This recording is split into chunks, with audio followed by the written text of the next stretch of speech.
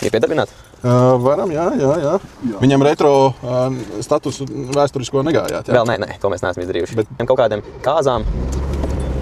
Aha, nu tā kā uz nomu. Jā, visādiem pasākumiem. Paši izmantojam kaut kādu pasākumu. Nu, ja atbrauc īstais pircējs. Droši pārdosim. Šobrīd viņš ir pārdošanā 15 500 €. Okay. Zini, kā Latvijā jau tā retro kultūra visiem patīk, bet iegādāties neviens negrib. Visiem patīk paskatīties, kaut ko pakomentēt, bet pirkt tos auto maz pērk Latvijā. Viņš nebija tagad darbināt pāris nedēļas, paņēma, piedarbināja. Viņš arī bez eļļas vēl brauktu pāris stundas.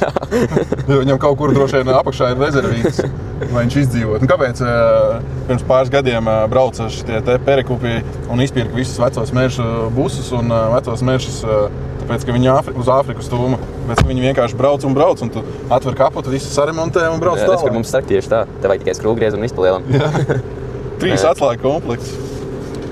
Šitais, viņš arī normāli iet 2,8 benzīns. Nu, šeit nav degvielas ekonomētājiem, bet te pa degvielu vispār nedomās. Kad tu brauc ar šo auto, tad ir... Citas emocijas, viņš tev rada emocijas. Tu maksā par emocijām, taču koncertu arī pērkot biļeti. Ja tev patīk tas mākslinieks, neskaties, cik viņu maksā. Jā, tieši tā. Varbūt paskaties, bet piever acis.